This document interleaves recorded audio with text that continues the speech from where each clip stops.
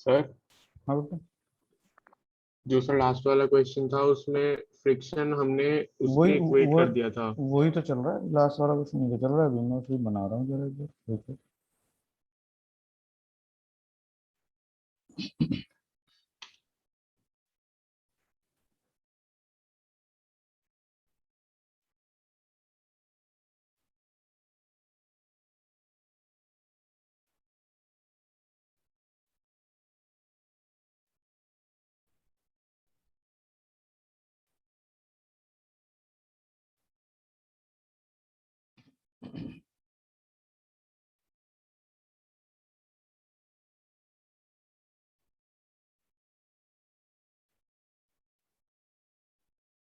अब बताओ क्या कर रहे हो।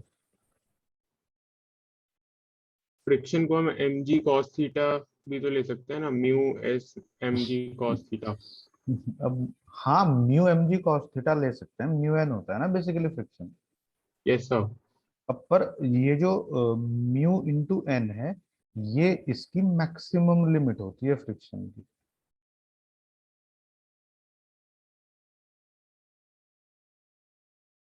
आ गया सर समझ। अब ये बात अगर तुम्हें याद हो, मैंने तुम्हें ये कहा था कि भाई एक ब्लॉक 5 किलोग्राम का है, एक ऐसी सरफेस पे रखा है जिसके लिए म्यूएस 0.2 है, इसके ऊपर हमने 2 न्यूटन का फोर्स अप्लाई किया है, तो इसके और इसके बीच में फ्रिक्शन कितना होगा। तो लिमिटिंग फ्रिक्शन कितनी है, म्यूएस इंटू एन। म्यूएस है 0.2, एन कितना है 50, एम जी होगा ना एन, तो ये कितना हो हाँ गया, 10 न्यूटन हो गया। इसका मतलब ये लोअर सरफेस इस ब्लॉक का अपने ऊपर स्किड होने का 10 न्यूटन फोर्स तक का अपोज कर सकती है। हाँ सर, पर अभी 2 न्यूटन ही लगा 2 न्यूटन लग रहा है, तो यहाँ रिक्वायरमेंट 2 की फुलफिल हो जाएगी। इसको मैंने तुम्हें, अगर तुम्हें थोड़ा याद है भाई, मैंने तुम्हें ग्राफ बना के भी समझाया था कि जब तक अप्लाइड फोर्स फ्रिक्शन के इक्वल होता है, तो वाई और एक्स एक्सिस पे दोनों सेम होने से सेम हुए, उसके बाद में बॉडी चलने लगती है, फिर अप्लाइड फोर्स को कितना ही बढ़ाते रहो, friction kinetic value constant acquire कर लेता है। तुम चीजों को भूल जाते हो, तुम्हें चीजें याद नहीं रहती।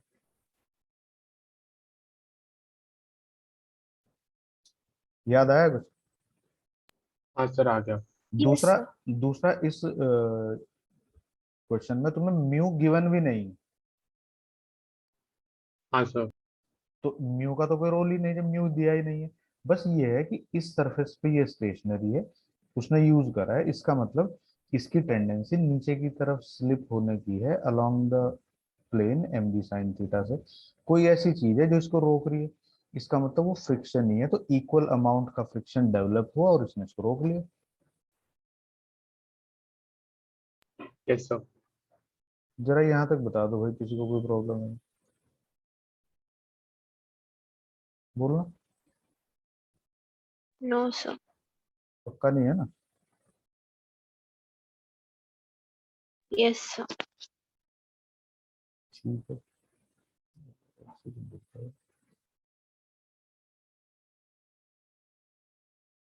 अब तुम ये चेक करो कि नॉर्मल कांटेक्ट फोर्स की डायरेक्शन देख रहे हो ना ये, हाँ सर। अब डिस्प्लेसमेंट की डायरेक्शन है ये, तो इन दोनों के बीच में एंगल कितना है,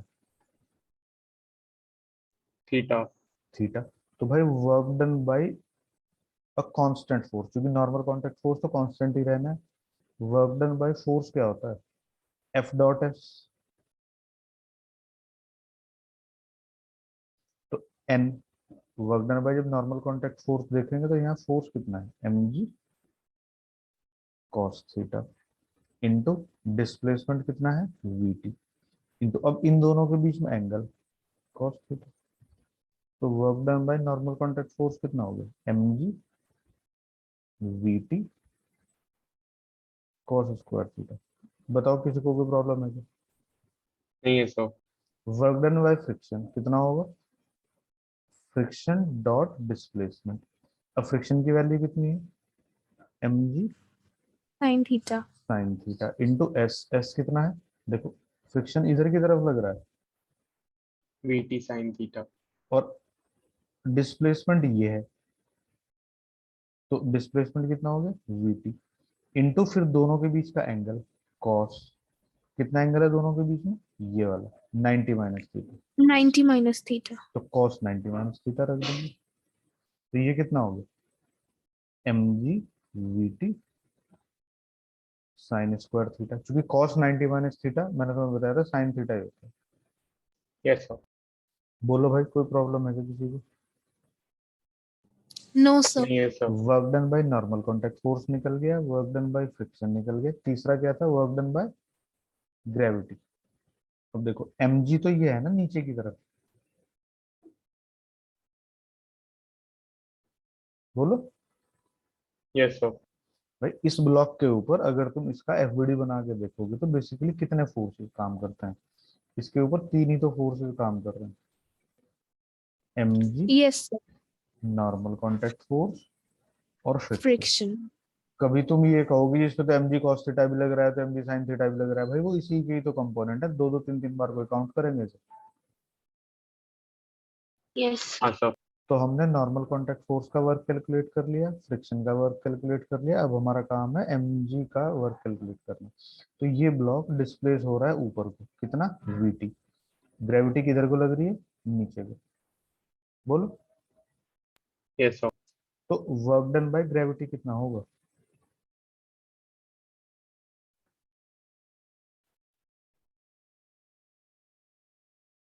mgvt mg vt cos 180, 90 plus theta होगा ना वो तो। क्या? 90 plus theta होगा ना। नहीं, ये देखो ना mg नीचे को है अच्छा, इसके साथ सॉरी, और डिस्प्लेसमेंट ऊपर को है, तो इन दोनों के बीच में मैंने एंगल प्लेन कितना? के साथ ले लिया। ना ना, डिस्प्लेसमेंट के बीच में एंगल देखो। तो वर्क डन बाय ग्रेविटी कितना होगा?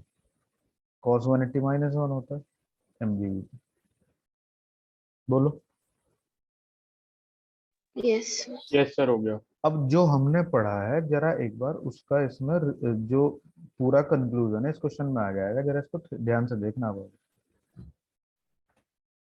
वर्क डन बाय सराउंडिंग, मैंने तुम्हें क्या बताया था? Work done by surrounding is the work done by all those forces which are shown in the FBD of body. तो अगर तुम इस बॉडी के फ्री बॉडी डायग्राम में फोर्सेस चेक करोगे तो तुम्हें कौन कौन से फोर्स दिखेंगे भाई? बोलो। हाँ sir. Work done by surrounding क्या होगा? Work done by normal contact force plus work done by friction plus work done by mg। अब work done yes by sir. Normal contact force कितना था? mg vt cos square theta. Work done by friction कितना था? mg vt VT sin square theta. sin square theta minus mg vt, ये यहाँ से रख दिया मैंने था। बोलो यस सर। ये कितना हो गया? mg vt कॉमन लो, sin square theta plus cos square theta 1 हो गया, कितना आ गया? 0। तो वर्क डन बाय सराउंडिंग क्या है? 0. 0। अब तुम अगर थोड़ा सा पीछे जाके याद करो, जो पिछली स्लाइड मैंने तुम्हें अभी भेजी नहीं, सेंड कर देता हूँ, लो एक बार वेट करो।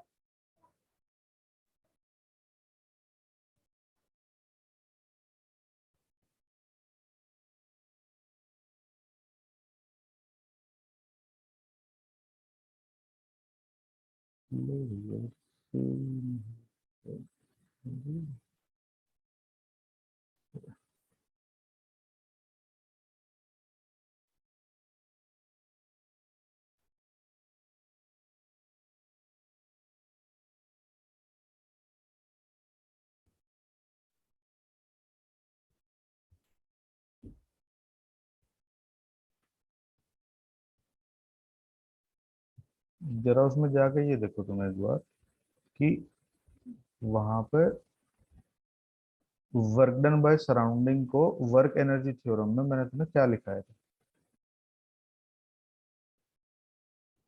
उसकी काइनेटिक एनर्जी में जितना चेंज होता है वो वर्क डन बाय सराउंडिंग होता है। सही बात है। अगर हम वर्क एनर्जी थ्योरम को देखें तो उसके according work done by surrounding जो है वो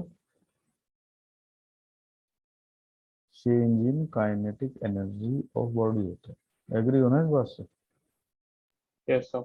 ये वर्क एनर्जी थ्योरम कह रही है। तो अब तुम ये चेक करो कि अब इस ये जो हमने अभी कंक्लूजन दिया है तो इस क्वेश्चन के लिए जो हम कर रहे थे अभी, इसमें वर्क डन बाय सराउंडिंग कितना है?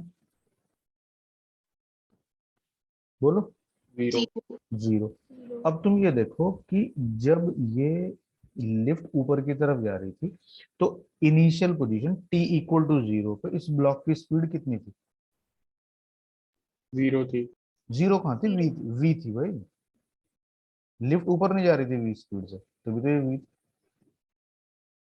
हाँ मतलब लेफ्ट के रिस्पेक्ट में 0 थी लेकिन। हाँ, लिफ्ट के रेस्पेक्ट में, पर तुम इसको अगर ग्राउंड से देख रहे हो तो ग्राउंड के रेस्पेक्ट में इसकी स्पीड कितनी थी?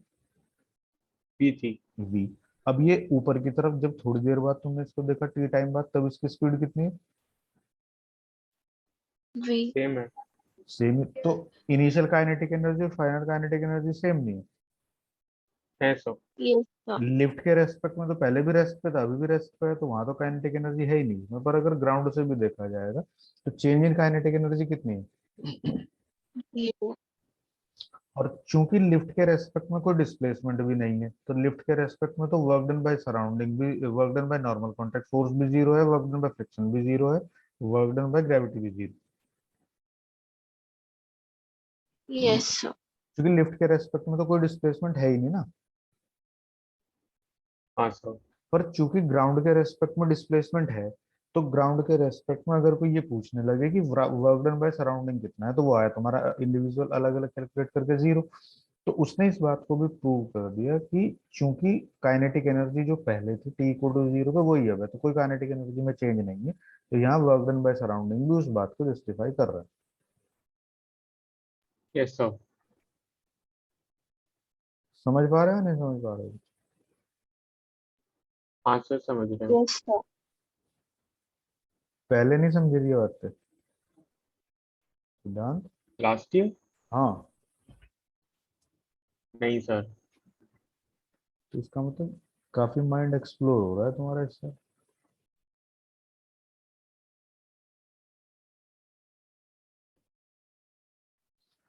अब भाई इसके बाद में मैंने तुम्हें बता दिया था कि कंजर्वेटिव फोर्सेस क्या होते हैं। इसके बारे में हम बात कर चुके थे। कंजर्वेटिव फोर्सेस बेसिकली क्या होता है कि जब हम एक बॉडी को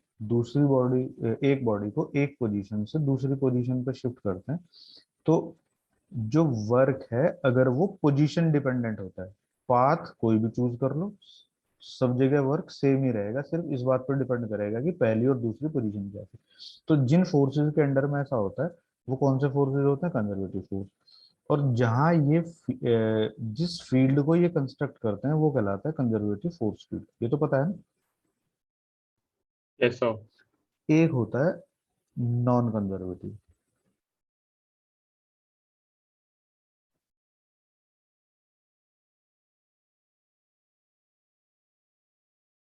नॉन कंजर्वेटिव फोर्स। भाई नॉन कंजर्वेटिव फोर्सेस कैसे होंगे? अब तुम ये देखो कि जैसे तुम्हारे पास एक फ्लोर है रफ, ध्यान से देखना, ये रफ यस सर। फ्लोर है, मतलब फ्रिक्शन है यहाँ पे। Okay sir. तो तुम ये देखो कि एक बॉडी इस फ्लोर पे रखी है और तुम इस बॉडी को स्किड करके यहां तक लेके जाना है। हाँ सर। तो फ्रिक्शन इस बॉडी का आगे चलने का अपोज करेगा। यस सर मूवमेंट का सर। जैसे जब तुम ग्रेविटी में किसी बॉडी को ऊपर उठाते हो फोर्स अप्लाई करके तो mg उसका अपोज करता है। तो इस mg के अपोज को ओवरकम करने के चक्कर में तुम्हें वर्क करना पड़ता है। अगर तुम ग्रेविटी फ्री स्पेस में किसी बॉडी को उठाओगे तो तुम्हें वर्क ही नहीं करना पड़ेगा क्योंकि उस पर यहाँ कोई अपोजिशन ही नहीं है। हाँ सर।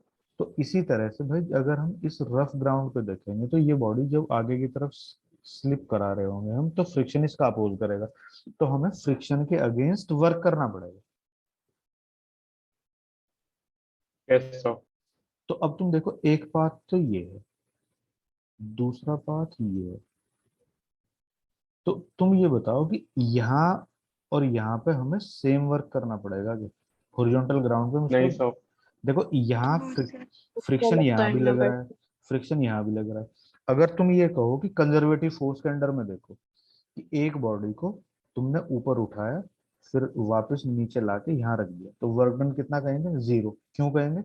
क्योंकि यहाँ से यहाँ तो ग्रेविटी अगेंस्ट है तुम्हारे, तो वो तुम्हारी एनर्जी को कंज्यूम कर रही है, तुम्हें वर्क करना पड़ रहा है, वो ऊपर जा रहा है, तो तुम्हारी एनर्जी इसमें स्टोर हो रही है। पर जब ये वापस यहाँ से तुम नीचे ला रहे हो, तो ये जो ग्रेविटी है वही जो वर्क इसने तुम्हारे से लिया था, इसको तुम्हें वापस कर देगी, इस एनर्जी को। यस नहीं ना? सर। तो वर्क डन पोजीशन पहले जैसी पहुंच गई, तो कह देंगे कोई वर्क हुआ ही नहीं, क्योंकि जितना यस वर्क, सर। भाई तुम ये कहो ना कि अगर ऊपर से कोई ऑब्जेक्ट गिरती है तो वो एनर्जी रिलीज करती है ना। हाँ सर, पोटेंशियल एनर्जी खत्म हाँ, होती अगर है तुम उसमें। हाइड्रो पावर प्लांट में देखोगे तो पानी को एक रिजर्वायर में रोक के ऊपर से नीचे गिराते हैं, और वो पानी जो होता है फिर वो टरबाइन चलाता है, वो तुम्हें इलेक्ट्रिसिटी में मिल जाती है। तो इसका मतलब हाइट से जब चीजें गिरती हैं तो वो एनर्जी रिलीज करती है। Yes sir. तो जब ये हाइट पे तुम चढ़ा रहे हो तो ये तुम्हारी एनर्जी कंज्यूम कर रही है, और ये वापस वही एनर्जी तुम्हें दे देगी। तो वर्क डन तुमने कितना करा भाई? 10 रुपए तुम्हारे से किसी ने लिए और वापस तुम्हें दे दिए, तुम्हारा खर्चा कितना हो? जीरो। जीरो। जीरो। तो इसी तरह से जब ऊपर लेके जा रहे थे इसे, तो वर्क डन तुमने किया, और वापस जब नीचे लेके आए तो वर्क डन ब्लॉक ने किया, वो वापस तुम्हें मिल गया। उस एनर्जी को यूज कर लो जो, अगर तुम्हारे पास मशीन है को यूज करने की। पर ऐसी सिचुएशन में अगर हम फ्रिक्शन को देखते हैं, एक ब्लॉक को तुम रफ सरफेस पे यहाँ लेके जाओ तब भी एनर्जी खर्च होगी तुम्हारी, यहाँ लेके आओ तब भी एनर्जी खर्च होगी, वहां लेके जाओ तब भी, यहाँ लेके आओ तब भी। तो ये एक्चुअली में पोजीशन डिपेंडेंट नहीं है। पाथ डिपेंडेंट है। हाँ, इसमें ये जितना बड़ा पाथ होगा उतनी देर तक ही तुम्हें अपनी एनर्जी ज्यादा बर्न करनी पड़ेगी एक जगह से दूसरी जगह जाने में।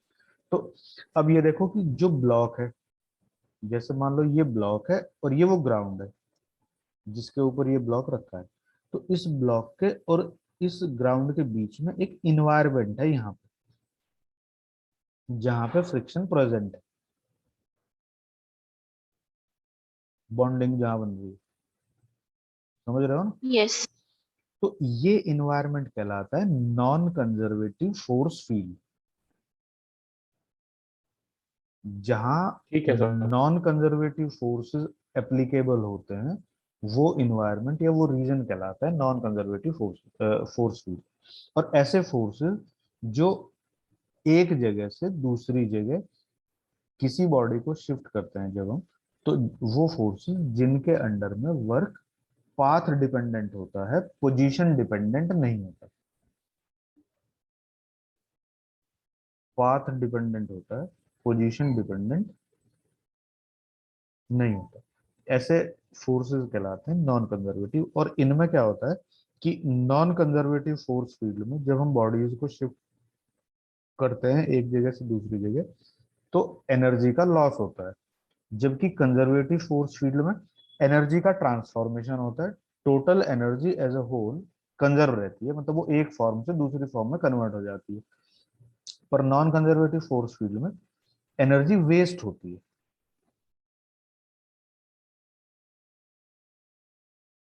समझ रहे हो ना? Yes yes sir. सर। यहाँ लॉस ऑफ एनर्जी होता है, जबकि नाम से तुम्हें दिखाई दे रहा है कंजर्व, कंजर्वेटिव। तो जो एनर्जी को कंजर्व रख सकते हो वो कंजर्वेटिव फोर्सेस है। इनमें जो वर्क डन है वो एक जगह से दूसरी जगह जो होता है वो पोजीशन डिपेंडेंट होता है। बोलो, कोई प्रॉब्लम है क्या यहाँ पे? No sir. अब इसमें आगे है भाई,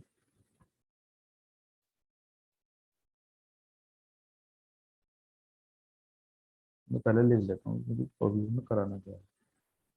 पोटेंशियल एनर्जी है, काइनेटिक एनर्जी है, ये ग्रेविटेशनल पोटेंशियल एनर्जी।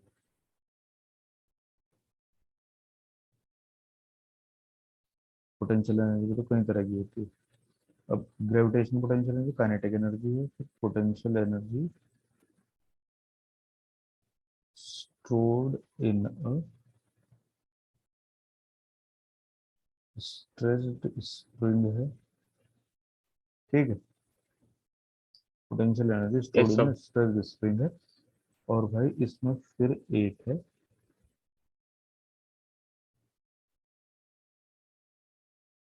इक्विलिब्रियम, ये भी काफी इंपॉर्टेंट है।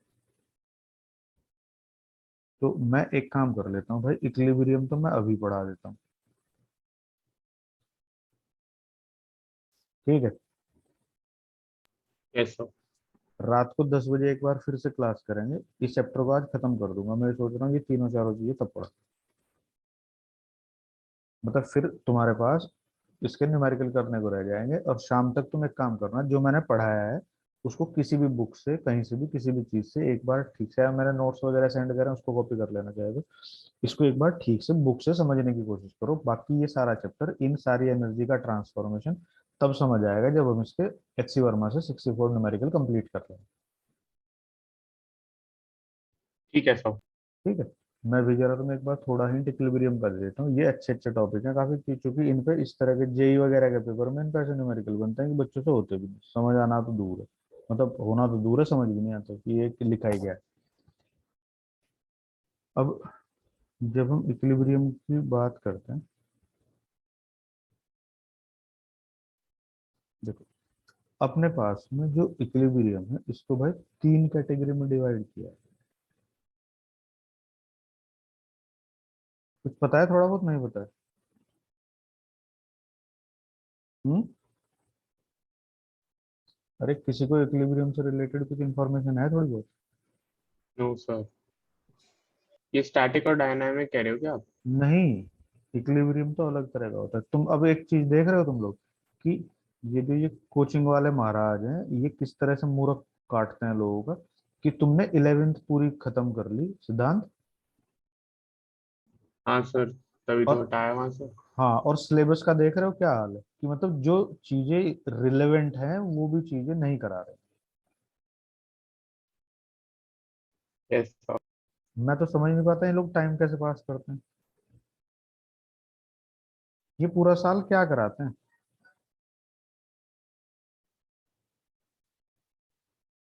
पता नहीं सर। मतलब ये पता भी नहीं होने देते चल क्या रहा है दुनियादारी में। वही लिखवाते रहते हैं कुछ कुछ, समझाते नहीं कुछ। लिखवाने के लिए तो भाई केमिस्ट्री इतना बड़ा सब्जेक्ट है, उसमें लिखवाओ खूब, कम से कम फिजिक्स में तो थोड़ा चीजों को समझा दो ना कि हो क्या रहा है। अब देखो हमारे पास जो इक्विलिब्रियम है, ये काफी इंपॉर्टेंट टॉपिक है भाई। इसमें जेई में मतलब कई बार इस तरह के सवाल भी पूछे हैं कि क्वेश्चन ही स्टूडेंट को समझ नहीं आता कि है क्या। समझो जरा ध्यान से, इक्विलिब्रियम को हमने कितनी कैटेगरी में डिवाइड किया है, स्टेबल, अनस्टेबल और न्यूट्रल। पहले हम इसके कॉन्सेप्ट को समझते हैं, फिर उसके बाद इसमें जो पीछे जो एनर्जी का और फोर्सेस का जो गोलमाल है जरा उसको देखते हैं। स्टेबल इक्विलिब्रियम, देखो मैं तुम्हें दो तीन चीजें दिखाऊंगा इसमें, ध्यान से देखना। ये एक कोन है,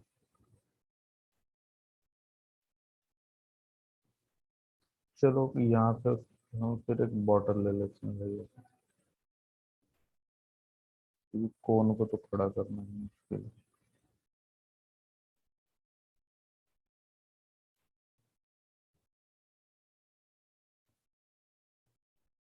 एक स्फीयर ले लो।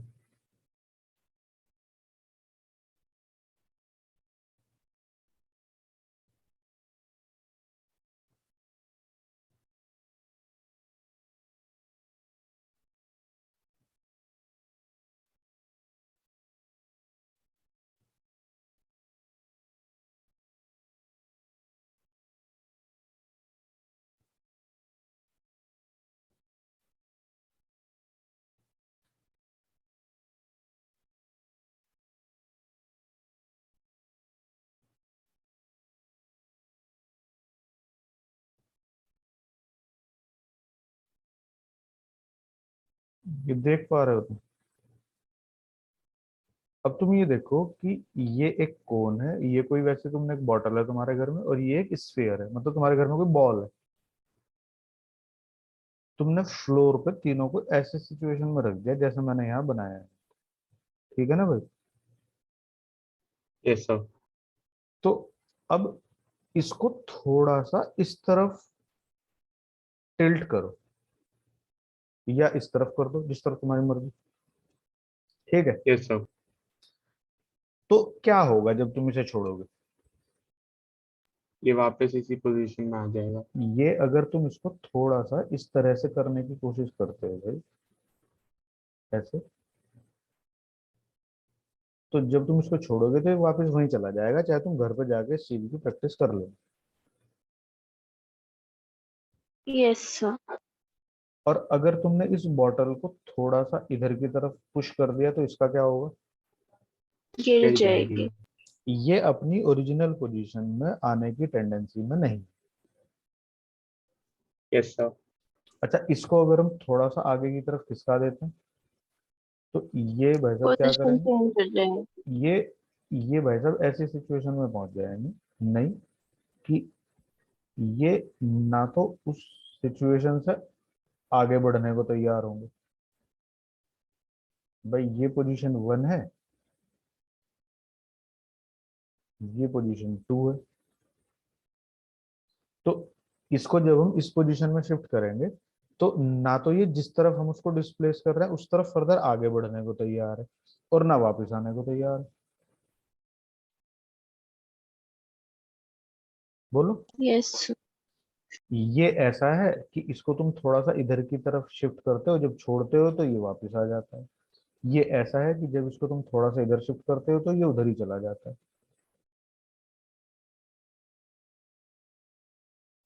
Yes sir. और यहाँ पे ये रेस्ट पे है, तो ये सारी की सारी पोजीशन जो कहलाती है, ये मीन पोजीशन कहलाती है।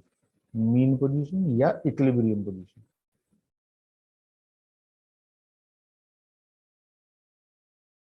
ये भी, ये इक्विलिब्रियम पोजीशन है, ये भी इक्विलिब्रियम पोजीशन है। तो कौन सी इक्विलिब्रियम पोजीशन होती है? जब किसी भी बॉडी के ऊपर resultant of all the forces क्या होता है? जीरो। ठीक है? Yes sir. तो ये अपनी मीन पोजीशन पे था, अपनी इक्विलिब्रियम पोजीशन पे था, ये भी अपनी इक्विलिब्रियम पोजीशन पे था। तो जब कोई बॉडी अपनी इक्विलिब्रियम पोजीशन मेंटेन करती है उसके बाद तुम उस पर एक स्लाइटली फोर्स अप्लाई करते हो, ऐसा, जिससे कि वो अपनी इक्विलिब्रियम पोजीशन से थोड़ा सा शिफ्ट हो जाए। तो अगर कोई बॉडी अपनी इक्विलिब्रियम से under the action of some force small amount से डिस्प्लेस होती है and it has its tendency to restore to its original position. It has its tendency, word देखना मैं क्या यूज कर रहा हूँ। It has its tendency to restore itself to its original position. जैसे ये है, ये तुमने इसको इधर की तरफ टिल्ट करा, इसने अपने आप को वापस घुमाने की टेंडेंसी बनाई, तो ऐसा इक्विलिब्रियम स्टेबल इक्विलिब्रियम कहलाता है। ठीक है सर। Okay sir. जिस तरफ तुम किसी बॉडी को डिस्प्लेस कर रहे हो, अगर वो परमानेंटली उसी डायरेक्शन में, तुमने हल्का सा धक्का दिया वो और जोर से भाग गई उस तरफ, तो ऐसा इक्विलिब्रियम अनस्टेबल अनस्टेबल। इक्विलिब्रियम कहलाता है। कि अनस्टेबल। हाँ, अगर तुम स्लाइटली डिस्प्लेस कर रहे हो और वो उस स्लाइट डिस्प्लेसमेंट का एडवांटेज उठा के अपने आप को एक लार्ज अमाउंट से उसी डायरेक्शन में डिस्प्लेस कर ले जिस डायरेक्शन में तुमने उसको डिस्प्लेस किया था, तो हम हाँ कहेंगे कि सर। ये बॉडी इतनी अनस्टेबल थी भाई, इसको तो थोड़ी सी जरूरत थी किसी चीज की, इसने तो बस अपना बहाना ढूंढा और गिर गई इधर की तरफ। Yes yes sir. सर। इसको तुम गिराने की कोशिश कर रहे थे, ये कह रही है कि भैया गिरूंगी नहीं, मैं यहाँ पे अपनी ओरिजिनल पोजीशन मुझे मेंटेन करना अच्छा लगता है, तो ये स्टेबल है। ये ऐसा है कि ये बेचारा जहाँ छोड़ दो वहीं खुश है। ये ना तुम्हारे फोर्स के डायरेक्शन में आगे जाने को इंटरेस्टेड है ना पीछे आने को इंटरेस्टेड। ये यहाँ पे भी उसी स्टेट में था, यहाँ पे भी उसी स्टेट में। समझ गए? यस हाँ सर। सर। तो ये कहलाता है न्यूट्रल इक्विलिब्रियम। ठीक है? यस। अभी ये खत्म नहीं हुआ है, अब ये शुरू होगा। अब हम कहते हैं कि फॉर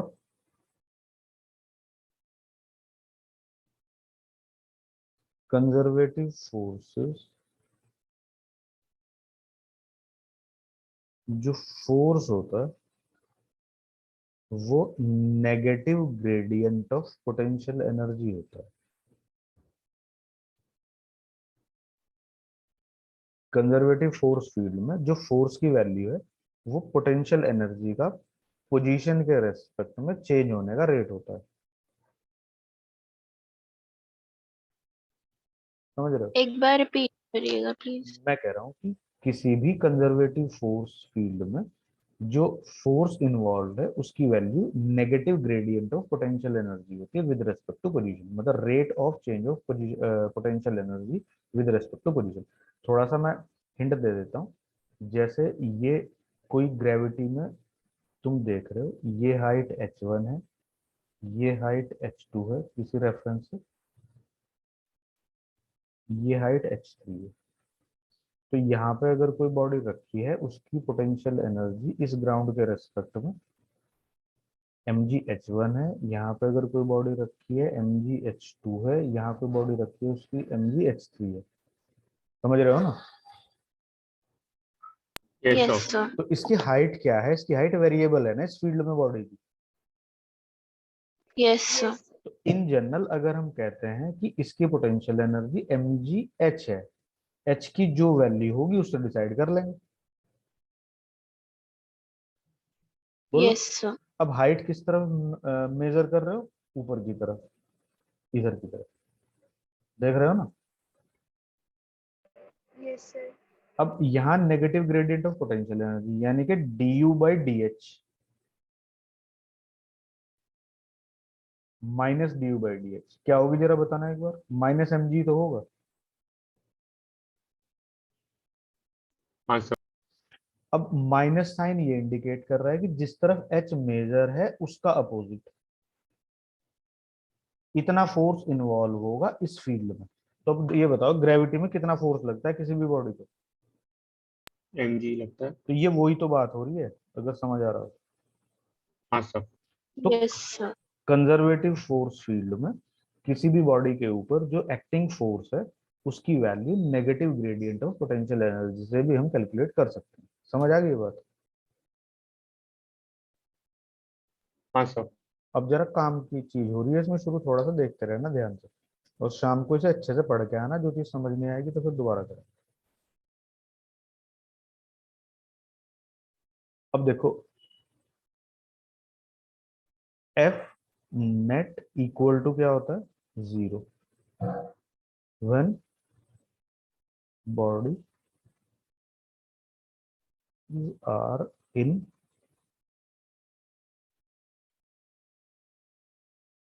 इक्विलिब्रियम। अभी थोड़ी देर पहले ही बताया था कि हम इक्विलिब्रियम कौन सी स्टेट को कहते हैं।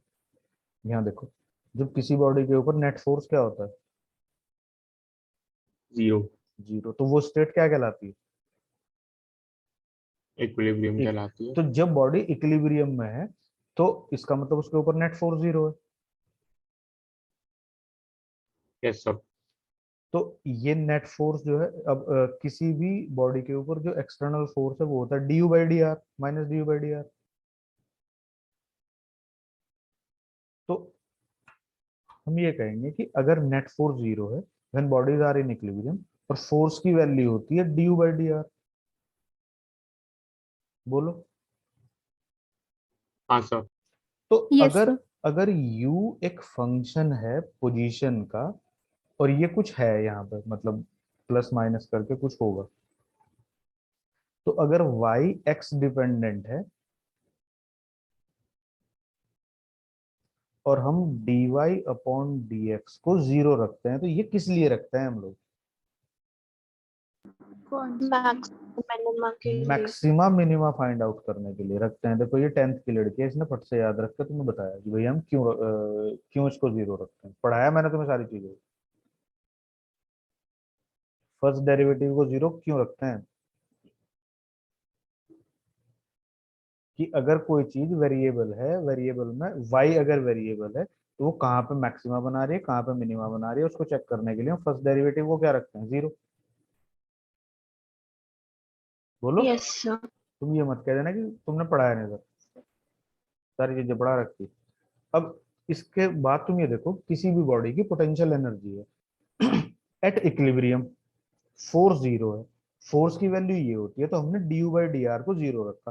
तो एट इक्विलिब्रियम हमारे पास पोटेंशियल एनर्जी इस इक्वेशन से क्या शो हो रही है, इज आइदर मैक्सिमम मैक्सिमम और और मिनिमम। मिनिमम। बोलो यहाँ तक कोई प्रॉब्लम है किसी? नहीं सर। नो अब सर। अब यहाँ दो कंडीशन नहीं, यहाँ तीन कंडीशन हो सकती है। पोटेंशियल एनर्जी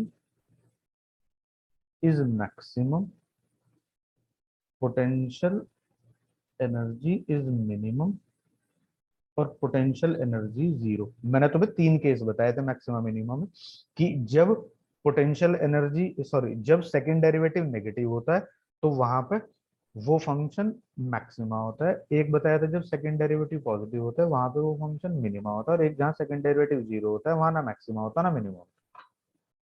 यस सर बताया यस थे। तो अगर हम यहाँ सेकंड डेरिवेटिव निकालें d2u/dr², और इसका हम साइन चेक करें, तो वो साइन या तो पॉजिटिव होगा या नेगेटिव होगा या जीरो होगा। तो Yes. वो हमें ये बताएगा कि ये पोटेंशियल एनर्जी जो है ये पॉजिटिव साइन के लिए मिनिमा है और नेगेटिव साइन के लिए मैक्सिमा है, और जीरो पोटेंशियल एनर्जी का जो सेकंड डेरिवेटिव का रेट है उस स्टेट पे पोटेंशियल एनर्जी ना मैक्सिमम है ना मिनिमम।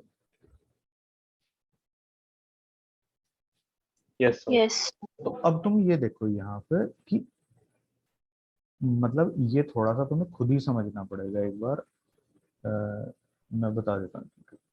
देखो जो कोन है, अगर तुम्हें थोड़ा सेंटर ऑफ मास के रिगार्डिंग कोई थोड़ी बहुत इंफॉर्मेशन तुम्हारे दिमाग में हो, ये बेस पे मोटा है और ऊपर से पतला है, हाँ सर। तो इसका इफेक्टिव मास जो है वो बेस की तरफ होता है।